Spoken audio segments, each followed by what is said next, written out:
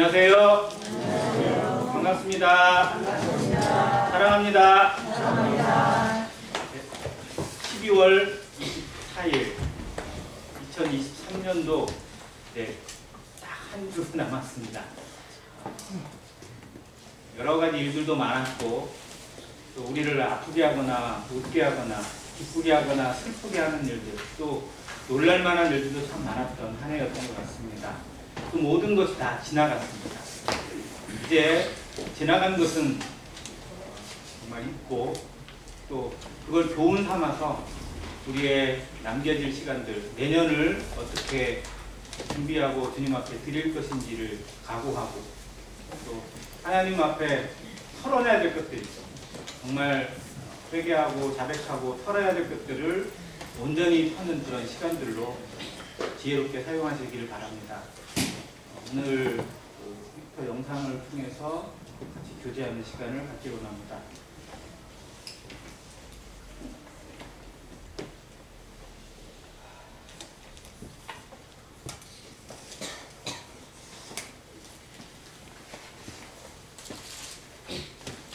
잘 보이세요? 네. 제목을 한번 같이 한번 읽겠습니다. 시작. 그리스도와 연합된 성도. 주제로 로마서 6장의 교훈이라고 잡아봤습니다. 로마서를 다들 좋아하시고 또 즐겨 읽으시고 또 우리가 즐겨 공부합니다. 그 가운데 모든 부분의 말씀들이 다 중요한데 구원받은 성도들의 삶에 있어서 전환점을 가져가는 계기가 저는 로마서 6장에 있다고 믿어집니다. 로마서 6장은 그리스도와의 연합, 그리스도와 연합된 성도에 대해서 가르쳐주고 있고 또 제시해주고 있습니다. 우리가 그리스도 안에 있는데 그 안에 있다라는 것을 어떻게 확인하고 증명하고 또 그간의 능력으로 살아가고 있는지, 살아내고 있는지를 생각나게 합니다. 이 부분이 우리 가운데 항상 과제예요. 성도가 항상 고민하는 이유가 여기에 있어요. 나는 분명 구원받았는데, 구원받은 생명이고 그리스도 안에 있는데 왜 내 모습은 이렇게 변함이 없지? 왜 변화가 안 되지? 왜 남들은 잘하는데 나는 잘 안 되지? 나도 이렇게 하면 좋겠는데 왜 안 될까? 뭐 이런 고민들 자체로 좀 괴로워하고 또 때로는 의심도 합니다. 내가 진짜 구원받은 거 맞나? 뭐 이런 생각이 들기도 하고요. 또 다른 사람을 판단하기도 합니다. 저 사람, 저 형제 구원받았다고 하는데 진짜 구원받은 거 맞아? 뭐 이런 생각이 들기도 해요. 자, 그런데 그것들의 모든 문제가 하나일 수 없겠지만 로마서 6장을 통해서 점검할 수 있고 또 해결할 수 있다고 믿어집니다.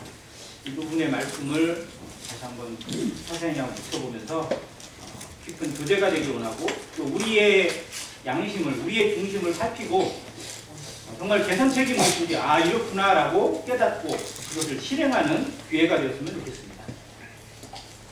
한 서너 가지 정도가 소재로 되어 있는데요. 첫 번째는 그리스도와의 연합이라는 게 뭐냐, 무슨 말이냐라는 거예요.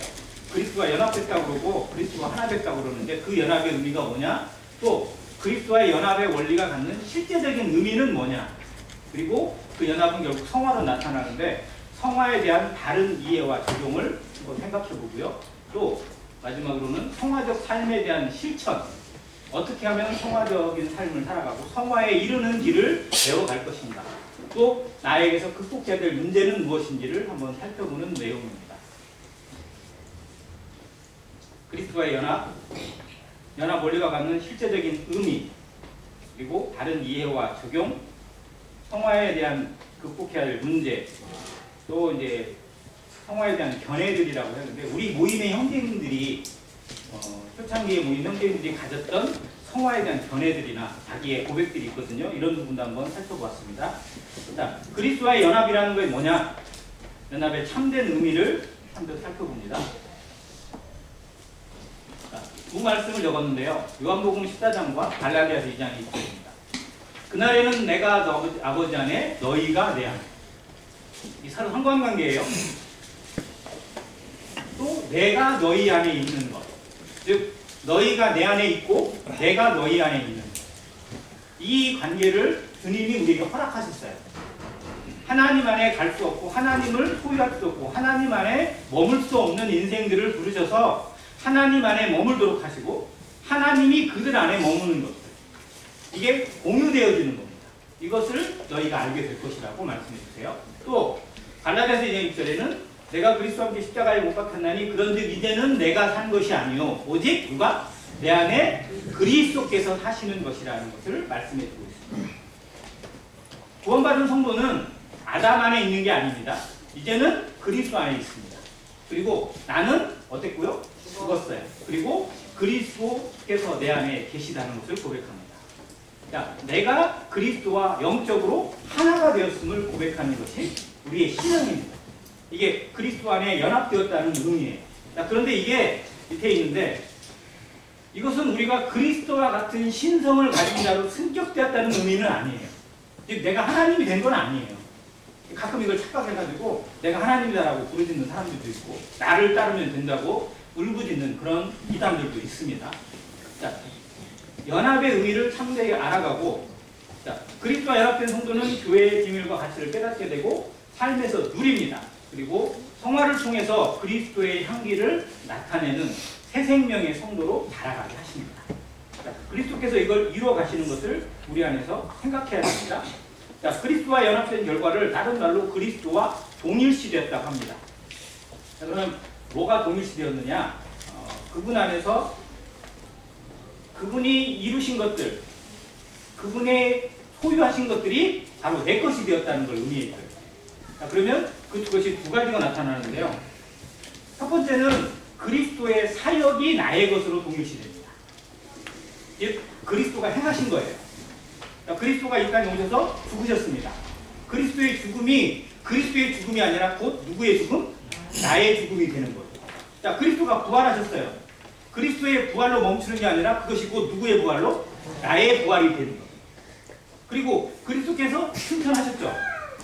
그러면 우리도 그리스도와 함께 연합된 자가 되면 같이 승천하게 될 겁니다. 아멘? 아멘. 네. 그것을 같이 이뤄내는 것. 즉 그리스도가 행하신 것이 곧 나의 것이 되는 것이 연합의 참된 의미예요. 이게 그리스도의 사역의 동일시라고 합니다.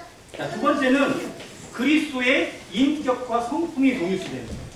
즉 이게 신의 성품에 참여하는 자가 되게 하시는 겁니다.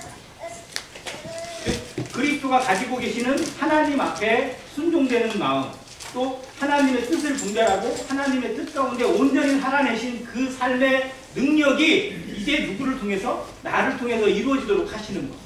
그걸 이루시기 위해서 그리스도께서 내 안에 계시다는 것을 의미해 주고 있습니다. 이게 연합이 가지는 두 가지의 가치예요. 신분적인 것과 그리고 상적인 부분으로 나누어집니다. 그리스도의 사역에 동일시하는 것을 이렇게 설명을 합니다. 우리의 옛사람은 그리스도의 죽으심과 연합하여 함께 죽었습니다. 진짜 죽었나요? 아닌가요? 안 죽었어요? 죽어야 다시 살아나는 거예요. 우리가 물어보잖아요. 당신 진짜 거듭나셨습니까?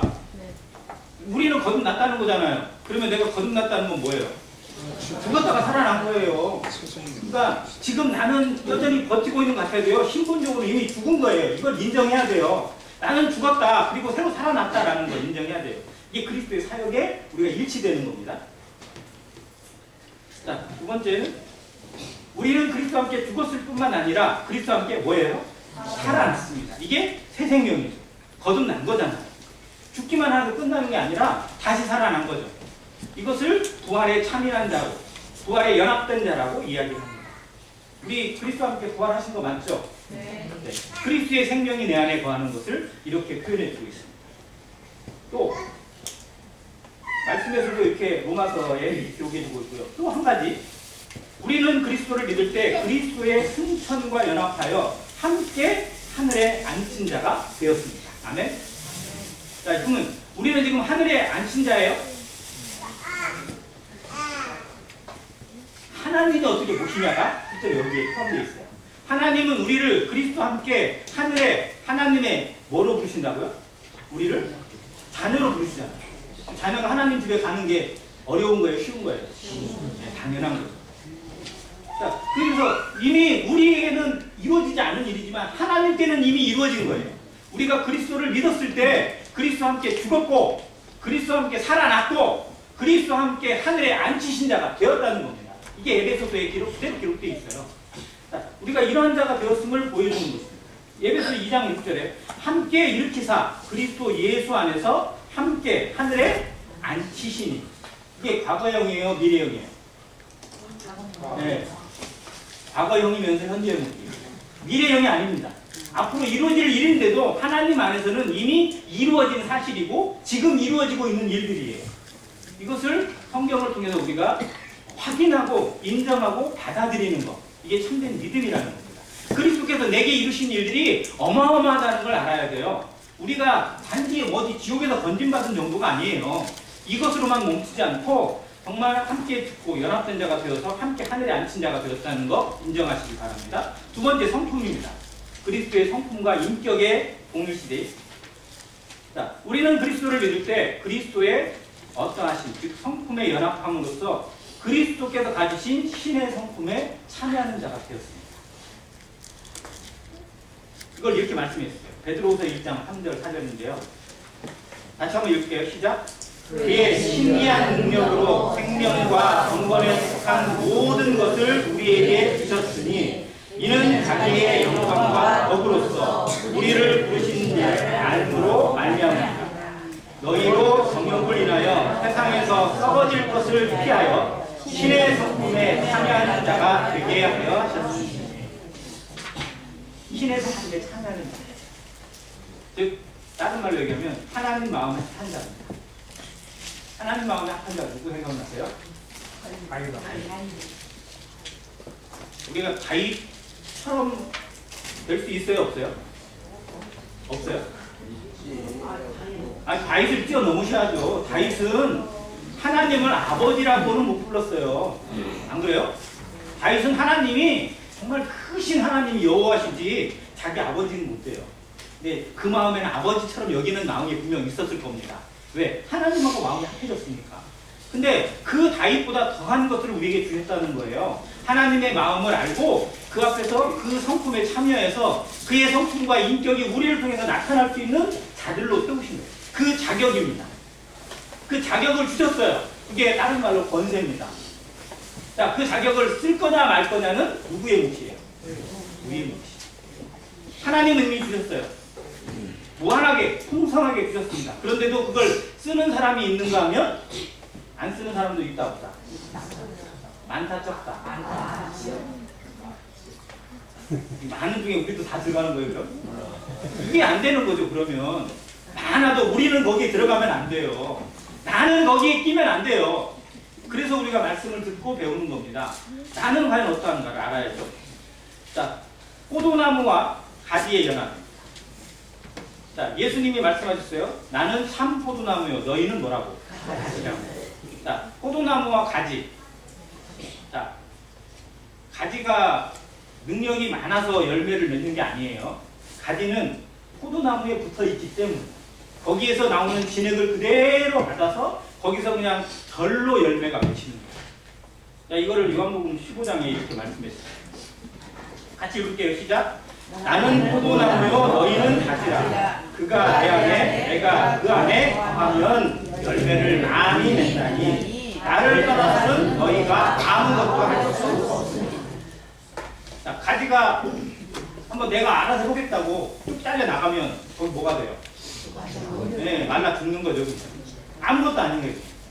우리가 그리스도 안에 있음으로 인해서 그리스도와 연합되어 있음으로써 나타나는 열매들 자체를 잘 인식해야 돼요. 내가 한 게 아니라는 거예요. 내가 아니라 하나님께서. 그래서 사도 바울도 내가 다른 사도들보다 더 많이 수고하였으나 내가 아니요 오직 나와 함께 하신 하나님의 은혜라고 고백을 했던 겁니다. 이 연합의 의미거든요. 이 부분을 한번 생각해 보겠습니다. 자, 그러면 연합에 갖는 실제적인 의미, 이걸 한번 생각해 볼게요. 자, 첫 번째는 새 사람으로서, 새 생명으로서 나의 정체성에 대한 분명한 시각을 갖게 합니다. 내가 누구인지, 내가 어떤 사람인지를 분명히 갖다. 왜 내가 구원받았는지, 내가 나를 구원하신 이유, 나를 부르신 이유가 무엇인지를 제대로 알아야 돼요. 그리고 택하심을 알아야 됩니다. 하나님의 뜻이 무엇인지 확신하게 하십니다. 자, 옛사람과 새사람을 비교해 볼게요. 옛사람은 십자가에 그리스도와 함께 십자가에 못 박혔습니다. 우리의 옛사람, 옛 성품 십자가에 죽었나요? 네, 죽었음을 늘 인정하시기 바랍니다. 그리고 모든 사람이 결국 죽은 거고요. 또한 생명의 새로운 가운데 행하게 하려고 이렇게 하셨습니다. 이거를 로마서 6장에서는 침례에 대해서 설명해 주고 있어요. 그리고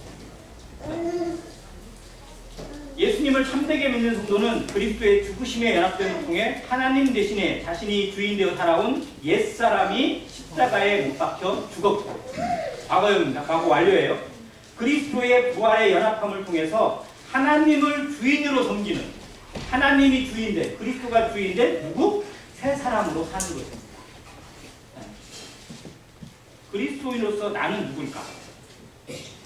거듭난 성도로서 우리가 존재하는 것은 그리스도께서 우리 안에서 어떠한 분이신가를 생각하는 데 달려 있습니다. 이 말씀들은 그것을 보여줘요.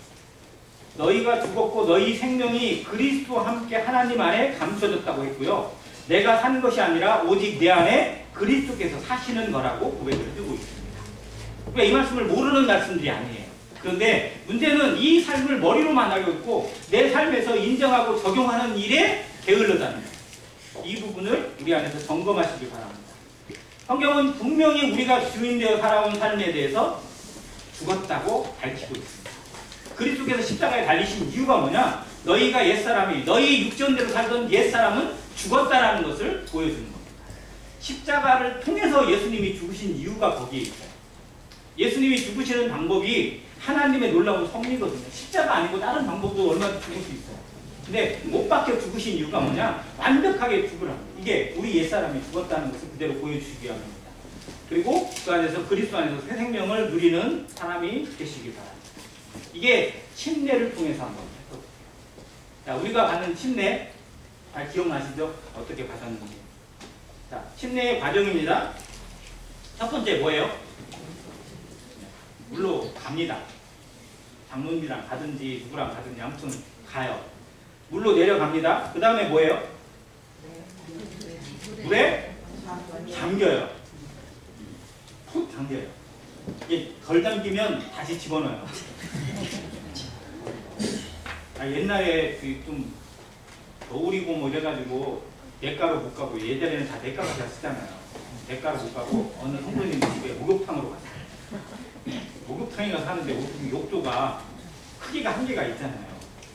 거기에 넣는데 여기를 넣으면 무릎이 나가고 무릎을 넣으면 이쪽이 나오고, 그래서 막 양쪽에서 다 잡고 같이 눌러가지고 이런 기억이 있어요.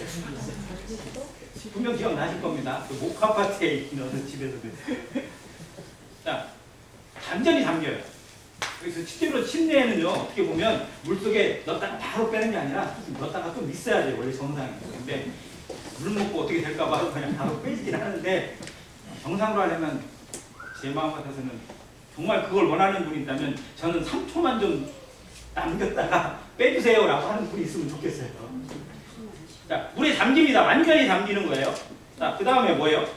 물에서 나옵니다. 올라와요. 자, 이게 다 의미가 있는 거예요. 무슨 의미냐? 자, 영적 의미입니다. 첫 번째는 뭐예요? 물로 내려간다는 것. 내가 주인 되어 살던 옛사람이 라는 것을 표현해 주는 거예요. 내가 이제 죽으러 가는 거예요. 그래서 침례를 다른 말로 장례식이라고 얘기합니다. 자, 두 번째, 물에 잠겼다는 건 뭐예요? 내가 주인 되어 살던 옛사람이 장사되었다는 겁니다. 묻어버렸다는 거예요. 이미 땅에 묻어버렸고 물속에 묻어버렸고 하나님 안에서 묻어버렸다는 것을 의미해 주고 있습니다. 자, 그러면 물에서 올라오는 건 뭐예요? 예수님이 주인 되는 새 사람이 태어났다. 새 사람으로 산다는 것을 의미해 주고 있습니다. 자, 이게 우리에게도 기쁨이지만 누구에게 더 큰 기쁨? 하나님에게. 예수님이 침례받고 올라오실 때 하나님께서 그냥 기뻐서 반응을 하셨잖아요. 그냥. 이는 내 사랑하는 아들이요 내 기뻐하는 자라. 자, 그러면 성도들이 침례받고 정말 하나님 앞에 이 신앙을 고백하고 공적인 어떤 그런 것에 순종했을 때 하나님이 얼마나 기뻐하실지 생각해야 돼요. 이건 인생의 변화일 뿐만 아니라 세계적인 변화입니다. 어떤 일보다 놀라운 일이고요. 그래서 우리가 침례받았던 순간을 기억하시길 바랍니다. 하나님 앞에 드립니다. 떡 먹기 위해서 침례받고 뭐 하기 위해서 침례받고 이게 아니고 하나님 앞에 정말 내가 누구인지 새롭게 분명하고 분명한 선언을 하는 거예요. 이제 나는 옛날에 나는 죽었다. 이제 나는 새 사람이다. 새 생명이다. 라는 걸 선포하는 겁니다. 갈라디아서 2장 1절이 계속 나와요. 왜? 이 말씀이 실제로는 우리 성도들에게 있어서 늘 붙어 있어야 돼요. 그래서 우리는 애우는 것에 머물지 않고 주략생들 애우는 것에만 멈추지 말고 그 말씀을 더 깨달아 알고 그것이 내 삶에서 내 인생에서 계속 적용되어 있으면 더욱 좋겠습니다. 성도들은 더욱 말할 것도 없고요. 자, 내가 그리스도와 그리스도니 내 안에 계속하시다. 이제 자기 몸을 버리신 하나님의 아들을 믿는 믿음 안에서 사는 것이라 라고 얘기했습니다. 그리스도가 내 안에 살아계시는 것. 예전에는 누가 여기 주인이었어요? 내가 주인이었어요. 내 마음대로 해도 되고 그것이 내 인생인 것처럼 그래도 착각하고 살았던 것 이게 깨달아지고 이걸 장사 지내고 누가? 그리스도가 나의 주인, 하나님이 나의 인생의 주인. 그래서 주님을 주님, 다른 말로 뭐예요? 주인님. 주인님이라고 부르는 건 나는 뭐예요? 동이라는 거죠. 주님 이렇게 해주세요. 안 하면 안 돼요. 뭐 이렇게 하는 건 정광훈이랑 똑같아요. 우리가 정광훈 밑에서는 안 되잖아요. 하나님을 막 함부로 얘기하는 정광훈 우리가 욕을 하는데요. 진짜 우리가 하나님을 얼마나 무시하고 얼마나 엉터리로 믿고 있는지 가끔 우리의 기도에 생각해야 돼요. 진짜 주인님이라고 불렀으면 종답게 기도해야지. 그렇지 않아요? 안 하면 알아서 해요. 뭐 이런 식으로 하나님을 협박하거나 이거 기도 아니에요. 이거 정말로 우리의 마음, 우리가 신분이 어떤 건지를 다시 한번 생각하고 이 말씀이 우리 안에서 이루어지길 바랍니다. 자, 이 연합의 의미가 갖는 두 번째 의미 뭐냐면요.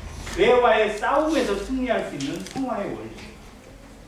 자, 우리는 죄에서 건진 받았죠. 근데 죄가 우리 안에 여전히 있다 없다?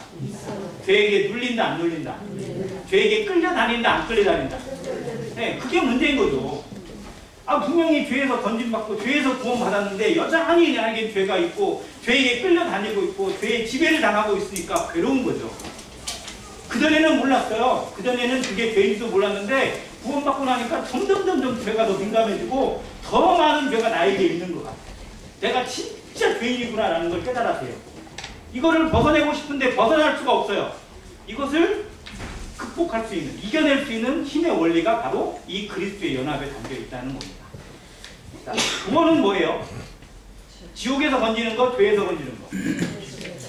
지옥에서 건지는 거예요? 그러니까 말씀 있잖아요. 마태복음 1장 20절에 아들을 낳으니 이름을 뭐라 하라? 예수라 하라. 이는 그가 자기 백성을 뭐해서? 그 죄에서 건지실 줄 알았죠. 지옥보다 무서운 게 죄예요. 지옥은요, 죄의 결과일 뿐이에요. 모든 원인과 근본은 죄에게 있단 말입니다. 자, 그래서 죄에서 건진 받는 거고요. 죄로부터 극복되는 거예요. 복음은 죄로부터 구원하시는 거예요. 이게 구원자예요. 자, 죄의 형벌로부터 구원받는 걸 우리가 신의라고 합니다. 신분적 구원이라고 얘기해요. 우리가 믿을 때 그렇구나. 하나님 말씀 이거구나. 맞습니다. 나 믿습니다. 라고 해서 구원받았습니다. 간증하고 이렇게 하는 거. 이건 신의입니다. 두 번째가 뭐예요? 죄의 뭐에서부터? 권세로부터. 이게 우리가 지금 당하고 있는 거예요. 죄의 그 형벌로부터, 죄의 결과예요. 죄를 지으면 벌을 받는 거잖아요. 우리나라에서 죄를 지으면 경찰에 가고 검찰에 넘겨져서 기소가 되고 재판받고 뭐 징역을 살든지 뭐 벌금을 내든지 뭐 하게 되잖아요. 죄의 결과거든요. 그 죄의 결과가 우리는 싹 사라집니다. 죄의 결과로부터 해방되어서 지옥에 가지 않고 온전히 의롭다함을 받은 자가 된 것이 신이라면 이제 죄의 권세로부터, 죄의 능력이죠. 죄가 우리를 집어삼키고 끌고 다니는 것에 끊어내는 것. 죄로부터 온전한 자유함을 누리는 삶을 살아가는 것. 죄에서 벗어나서 이제 의의 삶을 그리고 성화된 삶을 살아가게 하는 것을 우리가 성화라고 얘기합니다. 자, 믿는 자는 그리스도와 함께 죽었다는 거. 이게 실제적인 삶이고요. 그 다음에 마지막으로는 죄의 뭐예요? 존재로부터 구원이에요. 아니, 죄 자체로부터 구원이죠. 이걸 영화라고 얘기합니다. 우리가 변화되어서 하나님 나라에 들림받고 하나님 나라에 입성되는 그때 이루어지는 미래적 사건이죠. 이게 영화입니다. 칭의와 성화와 영화에 대해서 이렇게 설명해 주고 있습니다. 이것이 예수 그리스도의 형상을 닮아가는 과정입니다. 자, 이거를 이렇게 표현하면 대충 그림이 이렇습니다. 죄 본세로부터 성화가 과정이기 때문에 실제로 우리 안에서 이루어져야 되고 이루어져 가고 있는 일들입니다. 자, 구원의 전체 과정을 이렇게 그려요. 자, 이게 인생입니다. 자, 여기가 시점이에요. 이게 우리가 처음 예수님을 믿었던 시점. 칭이라고 합니다. 우리에게 다 이 시점이 있죠. 내가 언제 예수님을 믿었는지, 언제 구원 받았는지, 그걸 칭이라고 합니다. 자, 그리고 쭉 가요. 지금도 계속 되어지는 과정. 뭐예요? 성화. 그리고 언젠가 시점이 되면 뭐가 돼요? 영화가 이루어집니다. 이것을 우리에게 이루어가시는 사이클로 이루실 겁니다. 자, 그럼 성화가 갖는 의미. 자, 우리의 고민이 있어요. 성도의 고민입니다. 모든 성도가 다 이 고민에 있어요. 자, 하나님은 말씀을 통해서 우리에게 요구하시는 것, 성령을 통해서 우리에게 요구하시는 수준이 있어요. 이렇게 살아야 된다, 이렇게 살아야 된다. 그게 우리가 원하는 것들이 하래요. 자, 그런데 나의 실제 수준은 거기와 같아요? 차이가 많아요?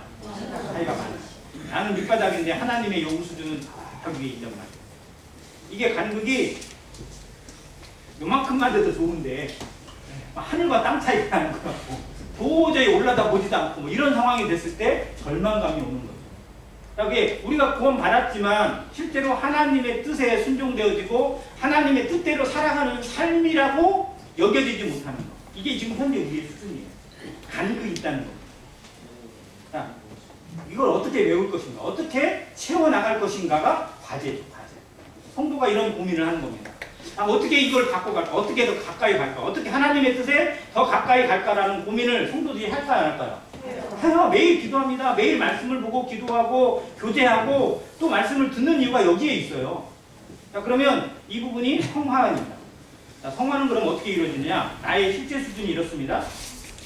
자, 그런데 뭔가 하나 딱 그려졌어요. 이게 뭔지 한번 생각해 보세요. 그런 다음에 가긴 가요. 올라가긴 올라가는데 한 방에 간다, 못 간다? 못 간다. 갔다 왔다. 자, 이게 어느 수준으로 가냐? 하나님의 요구 수준에 다다라가는 거죠. 과정이죠.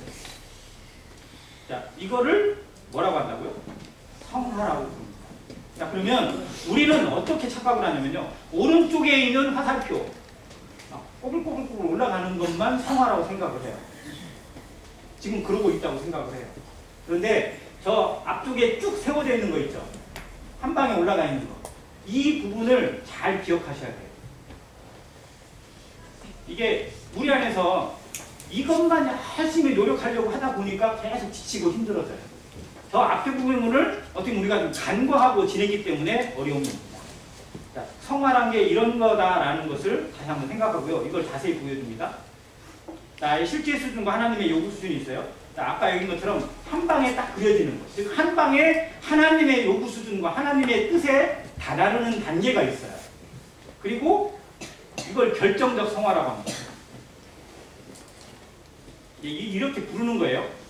자, 그리고 그리스도를 믿을 때 죄에 대해서 죽고 죄의 번제로부터 해방됐다 안 됐다? 되었다라는 것을 보여주는 거예요. 뭐냐? 우리가 구원받을 때 이미 이루어지지 않았는데 앞으로 이루어질 일인데 그것을 지금 내가 이루어진 것처럼 믿습니다. 이게 우리가 구원받은 거예요.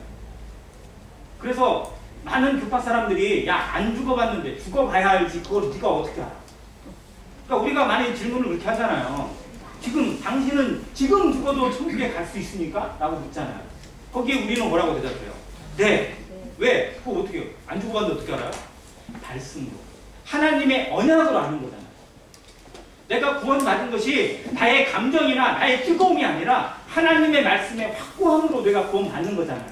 하나님이 받았고 심판에 이르지 아니하나니 사망에서 생명으로 옮길 것이다. 옮겼느니라. 옮겼느니라라고 하셨으니까 그 말씀에 의해서 우리는 지금 죽어도 지금 무슨 일이 일어나도 나는 하나님의 나라에 들어갈 수 있는 것을 믿습니다라고 하는 거잖아요. 자, 이것처럼 하나님의 요구 수준과 하나님의 뜻, 그 수준에 이르는 것 자체가 그리스도께서 이미 이루신 사실이에요. 나에게는 안 이루어졌지만 그리스도는 이루셨어요. 이게 말씀의 언약이고 그리스도께서 이루어내신 공로입니다. 이거를 내 안에서 인정을 해야 돼요. 나는 지금 수준의 내 몸은 여전히 육신적이고 죄에 머물렀기 때문에 못 따라가지만 이걸 이미 나에게 이뤄내셨다라는 것. 나에게 이런 사람이 되게 하셨고 하나님은 그렇게 보신다라는 겁니다. 이거를 내 마음에 인정될 때 이 뒤에 힘이 생겨요. 이걸 결정적 성화라고 하고, 그 다음 이제는 내가 쭉 찾아가는 과정, 이거를 점진적 성화라고 합니다. 이 두 가지로 구분을 하는 이유를 잘 생각하셔야 돼요.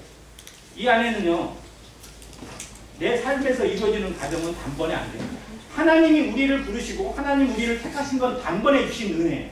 그리스도께서 이루신 것, 단번에 영원히 온전케 하신 것. 이것도 역시 성화에서도 역시 그렇게 부르셨고 그렇게 택하셨어요.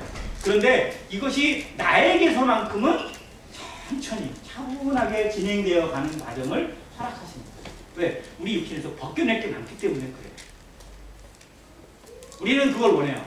하나님 그냥 한 방에 딱 변화돼가지고 말씀 그냥 그대로 눈으로 수정하고 그런 성도 되게 해주세요. 그렇게 기도할 겁니다. 근데 그게 안 된다는 걸 내 스스로가 너무 잘 알아요. 우리 안에서. 자, 그래서 하나님 앞에 하나님이 그렇게 하신 것, 하나님이 그리스도를 통해서 이미 내 안에 그런 자가 되겠다고, 거룩한 자가 되었다는 것, 하나님의 수준에 이를 수 있는 성령으로 주신 능력을 통해서 주신 결정적 성화를 우리 안에서 힘으로 가져야 돼요. 이게 기초의 힘이에요. 그리고 그 안에서 그 힘의 근거를 통해서 한 단계 한 단계 나아가게 하는 점진적 성화가 이루어질 때 우리 안에서 성화가 이루어집니다. 자, 성화의 삶은 그리스도와의 연합으로부터 이루어집니다. 역시 마찬가지예요. 구원받은 칭의도 마찬가지지만 성화도 역시 내가 하는 것 같지만 실상은 그리스도께서 행하시는 거죠. 내 안에 그리스도께서 하시는 거죠. 그것을 그리스도께서 먼저 온전한 힘으로 누구도 건드릴 수 없고 누구도 해방할 수 없는 힘으로 이루신 것, 아까 보인 것 결정적 성화로 이미 그런 자가 되게 하셨어요. 그것의 힘의 근거를 통해서 이제 내 몸이 쳐서 복종되어지고 하루하루의 삶에서 계속해서 뜻을 분별해 나가며 순종해 나가게 하는 점진적 성화를 나타나게 하십니다.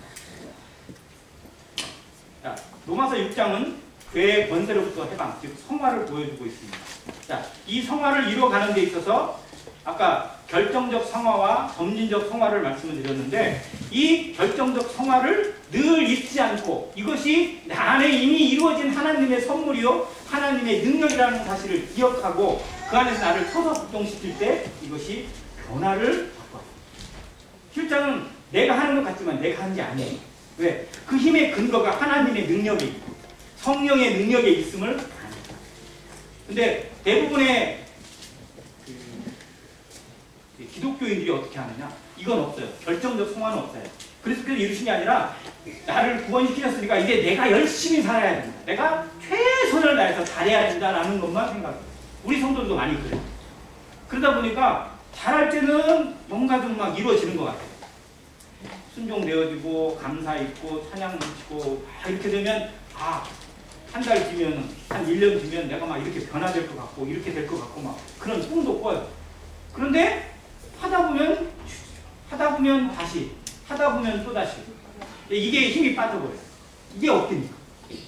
이 기초 자체가 튼튼하게 반석처럼 서 있어야 지치지 않고 계속 그걸 이뤄갈 수 있는 근거가 되는데 그러지 못한 경우가 많다는 겁니다. 아무튼 이거를 생각하면서 성화의 방법 같이 한번 읽겠습니다. 성화의 방법 뭐예요? 여김과 드림이라고 되어 있습니다. 로마서 6장에 이 부분이 어떻게 보면 로마서 6장의 핵심인데요. 11절 말씀 같이 읽겠습니다. 로마서 6장 11절 성경으로 읽어주세요. 시작. 이와 같이 너희도 너희 자신을 죄에 대하여는 죽은 자요 그리스도 예수 안에서 하나님께 대하여는 살아있는 자로 여길지어다. 여기 여길지어다가 나오고요. 13절에 가면 또한 너희 지체를 불의의 무기로 죄에게 내주지 말고 오직 너희 자신을 죽은 자 가운데서 다시 살리신 자 같이 하나님께 드리며 너희 지체를 의의 무기로 하나님께 드리라. 여기에 여기라는 것과 들이라는 말 두 가지가 나옵니다. 자, 여기라는 말은 뭐냐면 헬라어로 로기조마이라는 뜻인데 은행 계정에 얼마라고 기입하다는 뜻이에요. 자, 수중에 한 1억 가지고 계신 분, 수중에 내 손에 지금 1억 정도 가지고 다니시는 분 계세요? 미쳤죠? 그러면 나 테러하세요 하고 뭐 자랑하는 거랑 똑같잖아요. 자, 그런데 돈에 내 몸에 수중이 없어요. 그런데 누군가가 갑자기 선물로 내가 1억 보내줄게. 통장 불러봐. 통장을 불러줬어요. 통장에 딱 해가지고 1억이 입금되었습니다 라고 핸드폰에 딱 떠요. 자, 그럼 내 손에 지금 1억이 있어요? 없어요? 있어요. 내 손에 있어요? 없어요? 내 손에는 없어요. 근데 어디에? 통장에 통장 계정으로 들어왔어요. 그러면 이건 있는 거예요? 없는 거예요? 있는 거예요. 지금 내가 못 만지고 있어요. 그잖아요. 그런데 있는 거예요? 없는 거예요? 있는 거예요. 이게 통장 계정입니다. 자, 하나님 말씀에 너는 거룩한 자다. 너는 이미 거룩한 자가 되었다라고 기록해 주신 거예요. 통장 계정으로 입력한 것처럼. 그러면 그것이 하나님 말씀으로 이루어진 것이 내 마음에 믿어져요? 안 믿어져요? 믿어지는 거예요. 이게 믿음이에요. 근데 지금 나는 형편없어. 나는 그냥 돈도 없고 그냥 하루 밥 한 끼도 좀 걱정해야 될 판인데 실상은 이미 통장 계정에는 부자로 꽉 차 있단 말이에요. 이게 하나님이 우리에게 주신 것에 대해서 그렇게 여기라는 겁니다. 하나님이 하신 일을 인정하라는 거예요. 하나님이 그리스도를 통해서 어떠한 선물을 주셨고 어떠한 능력을 주셨는지를 알고 거기를 인정하라는 거예요. 이게 여길지어다라는 뜻이에요. 여김은 한 번만 하면 되겠어요? 안 되겠어요? 우리가 실수를 안 하면요. 이것에 대해 넘어지지 않으면 한 번만 해도 돼요. 우리 구원받는 회개는 한 번만 하면 되는 거잖아요. 그런데 이 여김은요. 내가 얼마나 변덕이 심한지를 잘 보여주는 거예요. 자, 오늘은 이 말씀을 듣고 아멘해가지고 감사가 됐어요. 충만했어요. 이제 막 나 하나님 밖에 완전히 살 거야 막 고백이 됐는데 저녁 잠자고 나서 아침에 일어났더니 컨디션이 꽝이야.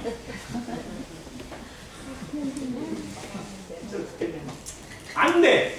그러면 또 여기야 돼? 안 여기야 돼? 또 여기야 돼. 이건 무한한 반복이에요. 그래서 성화는 한 번에 이루어지지 않는 과정입니다. 그러나 내가 하는 것이 아니라 하나님이 이루어 놓으신 것을 찾아가는 과정이라는 거예요. 자, 없는 것을 만들어가려면 힘들까요? 안 될까요? 엄청 힘들어요. 근데 이미 알아. 그거 찾아가는 과정입니다. 안 가봤지만 그 내비를 딱 찍었는데 처음 가는 곳이에요. 내비를 찍었어요. 안 가봤어요. 한 번도 안 가봤어요. 그게 어디 있는지도 어떻게 생겨 먹었는지도 모르겠어요. 근데 내비로 했더니 이리 가라, 좌회전 하라, 우회전 하라, 어떻게 하라, 가라. 그럼 가면 갈 수 있다, 갈 수 없다. 그건 내비가 내비의 어떤 힘이에요. 내가 가는 거지만 실상은 그걸 믿고 그걸 의지해서 가는 거잖아요. 성경이 우리에게 방향을 제시해주고 능력을 제시해주고 힘을 제공해주는 이 내비의 능력 이상으로 제공해주는 겁니다. 이걸 인정하라는 거예요. 이걸 여기라는 겁니다. 그렇게 된 것으로 알라는 거예요. 그것이 우리가 다시 시작하게 하고 다시 나를 드리게 하는 힘의 원동력이 됩니다. 여길지어다. 자, 그래서 나의 계좌에다 뭐라고 쓰라고요? 죄에 대해서는 죽은 자다. 하나님께 대해서 산 자다라고 쓰라는 겁니다. 아, 나는 죄에 대해서 죽었구나. 나는 하나님께 살아있는 자구나 라고 기록해놓고 나가라는 겁니다. 자, 두 번째, 드리라. 드리라라는 게 파리스텝이라는 단어인데요. 누군가의 수중에 두다. 재물의 재단을 바치다. 이게 드리라. 그걸 인정하면, 그걸 깨달으면 나를 드림에 있어서. 왜? 나는 그리스도 안에서 이미 죽은 자요. 하나님께 대해 산 자니까. 이것을 하나님께 드리는 건 너무 당연한 거잖아요. 내가 생색내는 게 아니에요. 하나님의 것을 하나님께 드리는 거니까. 자, 우리의 예배를 우리가 착각을 하면 뭐가 되냐면요. 내가 정말 정성껏 포장해가지고 정성껏 만들어서 정성껏 끌어들여서 하나님에게 드리는 거. 이렇게 착각을 해요. 그런데 예배는 실상 뭐예요? 하나님이 주신 거. 하나님이 나에게 온전히 주신 것 중에 전부를 일부를 드리는 거예요. 그게 헌금이고 헌신이고 예배예요. 그런데 그 생각이 안 들잖아요. 그러면 어떻게 되면 내가 하나님께 생색내. 그래서 바람. 내가 예배당을 하나를 세웠다는, 5개를 세웠다는, 뭐 교회를 뭐 어떻게 했나, 자기가 막 목에 살렸다는 뭐 이런 말 하는 사람도 있어요. 진짜로 이게 무서운 말이에요. 근데 우리에게도 그런 교만이 들어갈 수 있다니까요. 내가 한 것을 착각. 왜? 그때는 막 내 마음이 남들이 못하는 걸 했을 때, 남들이 생각하지도 못하는 수준을 막 했고 나면요 괜히 으쓱으쓱해져가지고 뭔가 한 것 같고 다니까 한 것 같고 이런 생각이 들면요 이게 정말 망해가는 겁니다. 그 교회는요 결국 그 사람 때문에 망해요. 자, 이것이 여김과 드림이 우리 안에서 원활하게 이루어질 때 나를 쳐서 복종시키고 하나님의 말씀이 순종되어지는 일이 순조롭게 이루어져 가요. 너무 쉬운 거예요. 근데 이걸 억지로 하려고 하니까 너무 뻑뻑해요. 그런 게 있잖아요.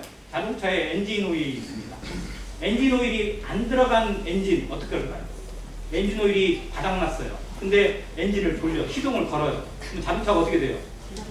처음에 걸릴까 안 걸릴까? 걸리긴 걸려. 처음에 가면 갈까 안 갈까요? 가요. 어떻게 가요? 별 소리가 다 나요. 얼마나 힘들겠어요. 엔진 오일이 없어. 빡빡하게 막 그 쇠와 쇠끼리 부딪혀가지고 막 열이 얼마나 나겠어요. 막 그 엔진 룸에서요 막 온갖 열이 올라오고 막 별 일이 다 일어나요. 결국은 이제 퍼지죠. 우리가 그냥 엔진 퍼졌다고 하는 거예요. 그 상황이에요. 성도들이 성령이 주시는 능력의 공급이 없이 자기 힘으로 하려고 하니까 퍼지는 거예요. 그냥 얼마 못 가서 퍼지게 되어 있어요. 자, 그래서 이 여김과 드림이 우리 안에서 늘 공존돼야 됩니다. 이루어져야 돼요. 이게 윤활유예요. 우리가 하나님 앞에 순종되어지고 하나님의 뜻에 저절로 따라가게 하는 윤활유, 원동력입니다. 하나님이 내게 이루신 것이 내 안에서 점검이 안 되고 말씀이 내게 점검이 안 되면 다시 그 앞에 순종하고자 하는 의지 자체가 사라지게 돼요. 자, 이것이 성화의 과정이라는 거예요. 자, 여기에 일본 사람 두 사람이 있는데요. 진짜 꾀자게 생겼죠. 이 사람의 이름이 쇼이치 요코이라는 사람이에요. 자, 뭔 사람이냐?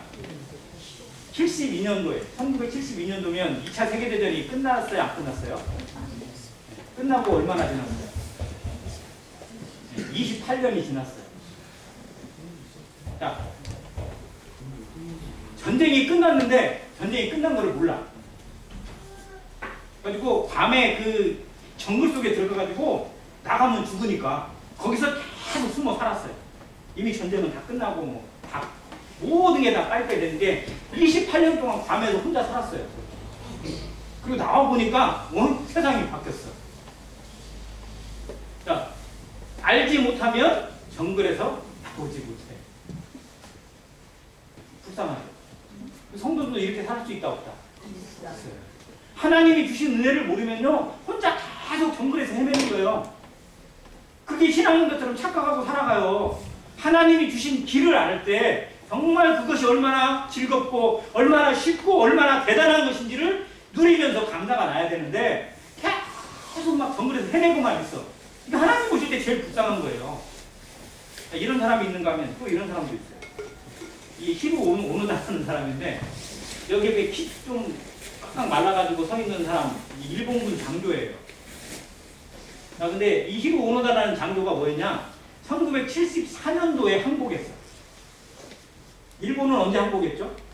1945년에 항복했는데 혼자 자기는 일본이 항복할 리가 없다는 거예요. 우리나라가. 자기는 절대 항복 안 한다고 혼자 전쟁을 했어. 혼자. 연합군이 볼 때 진짜 미친놈이 따로 없어. 야, 네 천황이 항복했어. 빨리 나와. 그래도 혼자 계속 거기서 진찍 구축하고 혼자 싸웠대요. 그러니까 연합군이 그냥 가서 그냥 때려도 되는데 미친놈 혼자 저러다가 말겠지 했는데 74년도까지 우리가 약 30년 동안 혼자만의 전쟁을 했어요. 그리고 74년도에 대해서 진짜 끝났나 보다. 그리고 혼자 나와서 항복했어요. 미친 사람 안 미친 사람? 인생을 얼마나 허송적으로 하냐고요. 성도들이 자기 신앙 한번 돌아보세요. 우리가 정말 하나님의 법에 순종되어지고 하나님이 주신 은혜를 얼마나 누리면 살아갔는지, 아니면 나 혼자 착각 속에서 정말 엉터리 같은 신앙생활을 하고 있는 것은 아닌지 돌아보게 하는 두 사람이, 우리가 이런 사람이 되지 않기를 다시 한번 바라고요. 요약을 한번 해봅니다. 그리스도와의 연합에 대해서 이게 두 가지예요. 사역에 대해 연합, 그리고 성품에 대한 연합, 그리고 이것을 알아야 되고요. 여기고 드림이라고 설명을 했습니다. 이것이 우리 안에서 이루어지기는 어떤 그런 과정이 되길 바라고요. 자, 이제 그러면 어떻게 할 것인가? 우리의 실행에서 볼게요. 나는 날마다 듣고 그리스도께서 하시도록 합니다. 갈라디아서 말씀이에요. 자, 내가 그리스도 안에서 죽었는지를 어떻게 설명해야 될 것인지. 바울도 이것을 계속 고백합니다. 고린도후서 4장에 보면 예수의 생명이 또한 우리 죽을 육체에 나타나게 하려 함이라 라고 고백합니다. 그래서 그는 고난을 즐거워했고 고난을 감사로 받았어요. 왜? 이게 정말 나는 죽었다라는 걸 계속 확인하게 하는 과정입니다. 자, 이것이 그에 보여준 어떤 그런 간증이었고요. 그 다음에 죄의 유혹이 올 때, 죄가 계속 우리를 넘어뜨리려고 할 때 어디에 대해 죽었다고요? 죄에 대해 죽었음을 믿음으로 선포하자고 합니다. 자, 죄 짓더라도 죄사함 받았으니까 문제 없나요? 그래요, 안 그래요? 문제 있어요, 없어요? 있어요. 문제 있는 거죠. 그건 심각한 문제인 거죠. 그래서 로마서 6장 1절 시작하는 거예요. 그런데 우리가 계속 죄에 거하겠느냐? 결코 그럴 수 없다고 말씀했잖아요. 그래서 연합의 과정을 설명하는 거예요. 왜? 그런 사람들이 생겨났거든요. 죄에 대해서 완전히 해방되었다라고 하니까 야 그럼 안 돼. 그랬다가 진짜 난리나. 왜? 멋대로 살아도 구원받고 멋대로 살아도 천국 간다고 할까 봐서. 그런데 진짜 그 사람은 구원 받은 거야, 안 받은 거야? 안 받은 거예요. 이것에 대해서 절대 불가능해요. 죄로 완전히 건진 밖에서 구원하신 건데 죄를 짓고 살자, 죄에 대해서 멋대로 살자? 이건 아닌 거죠.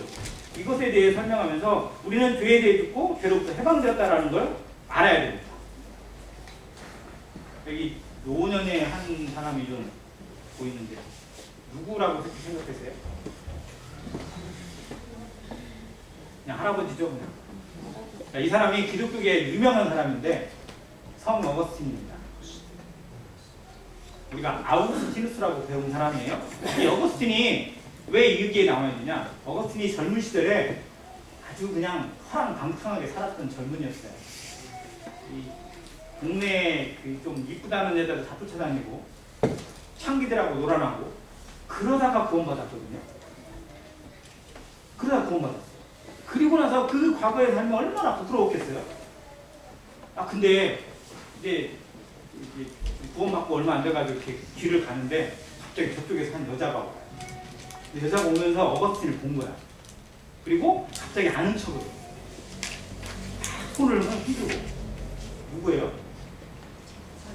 옛날에 놀았던 여자. 이 여자가 어거스틴이네 막 그러면서 막 반가워가지고 이렇게 해요. 어거스틴이 어떻게 해야 돼요? 그냥 싹 도망갈까요? 그냥? 네? 복음 전해야 돼요. 그것도 좋은 방법이니까. 자, 어거스틴이 어떻게 했느냐? 그래서 딱 가서 왜 요즘 안 놀러 와? 그랬더니 딱 하는 말이 뭐냐? 당신이 알던 어거스틴은 죽었습니다. 라고 얘기를 하고 갔어요. 죽었다는 거예요. 죽었음을 선언했어요. 우리에게 죄의 유혹이 올 때 이 죄의 유혹에 빠지던 나의 과거, 나의 습관, 나의 옛 성품은 죽었다 안 죽었다. 죽었다라는 걸 선언하라는 거예요. 이게 여길지어다라는 거예요. 그것이 우리에게 이루어지지 않으면요 계속 끌려다니게 되어 있어요. 자, 그리스도와 연합을 강조한 형제단의 모습을 보겠습니다. 유명한 사람들 얼굴만 봐도 좀 아시는 분들 있죠? 자, 첫 번째 누구? 제일 위에 막 얼굴 막 이상하게 인상 쓰고 왜? 다비 형제님은 저 인상 쓴 얼굴만 그때 그랬는지 모르겠어요. 존 다비 형제님이고요. 두 번째가 누구예요? 예, 조지 뮬러입니다. 존 다비, 조지 뮬러, 켈리, 맥킨토시, 커팅, 그리고 그랜트. 우리 모임 내에서 아주 기라성 같은 분들인데요. 이것에 대해서 다비가 고백했던 내용. 그가 이 연합에 대해서 이게 쭉 고백을 해요. 그러면서 교회는 이렇게 그리스도와 연합된 자들로만 이루어진 것이라고 얘기하고 그리스도 안에 있는 것이라고 얘기합니다. 그러면서 제일 밑에 쪽에 보면 우리가 육신 안에 있지 않고 그리스도 안에 있다는 사실이 갖는 의미를 올바로 이해할 때까지는 여러분은 구원이 무엇인지 결코 알 수 없다는 거예요. 이걸 제대로 알아야 구원의 의미를 제대로 알고 구원의 능력을 제대로 안다는 겁니다. 내게 그리스도가 얼마나 연합되어 있는지를 생각할 때죠. 그랜트라는 이 미국의 이제 선교로 주로 나갔던 분인데요. 이분도 이것을 이렇게 고백을 했었습니다. 우리가 너무 잘 아는 조지 뮬러를 볼게요. 조지 뮬러 선생님은 이렇게 얘기했습니다. 나에게는 내가 죽은 날이 있었습니다. 이게 구원받은 날을 의미하는 게 아니고요. 그 안에서 새로 내 안에 영성이 깨진 날입니다. 자, 밑에 그날은 여기 한번 같이 볼게요. 그날은 내가, 즉 조지 뮬러, 그의 의견, 선호, 취향, 의지에 대해 죽은 날이요. 세상과 세상의 인정 혹은 비난에 대해서 죽은 날입니다. 나는 심지어 나의 형제들 혹은 친구들의 인정과 비난에 대해서도 죽었습니다. 그때로부터 나는 오직 하나님께 인정받는 일꾼으로 드러나기 위해 뭐 했다고요? 공부했습니다. 조지 뮬러가 성경을 몇 번 봤다고 했는지 아세요 혹시? 조지 뮬러가 일생에 성경을 100번 이상 봤다고 합니다. 그가 그걸 시작한 때가 28? 20대 후반에 읽기 시작했어요. 그 전까지는 성경 읽는 거에 뭐 젊어서는 허랑하게 살았으니까. 근데 그때부터 아, 내 나이가 이만큼인데 성경을 이만큼도 안 봤네? 그러면서부터 성경에 진짜 탐독을 하기 시작했어요. 그는 기도의 사람이기 전에 성경의 사람이었어요. 그래서 그의 일생이 60세 되기 전에 성경을 100번 이상 읽은 사람이었고요. 그가 성경을 통해서 선교를 위해서 헌신한 사람이었습니다. 그래서 우리 모임의 어떻게 보면 그 선교에 있어서 가장 큰 공을 세운 사람이 조지 뮬러 선생님입니다. 주님과 친밀한 사귐에 대해서 생각합니다. 자, 같이 한번 읽어주세요. 시작. 새 생명을 키워서 옛 생명을 제어라. 우리 마음이에요. 여기에 뭐가 있어요? 옛 생명이 있어요. 있어요, 없어요? 있었어요. 내 옛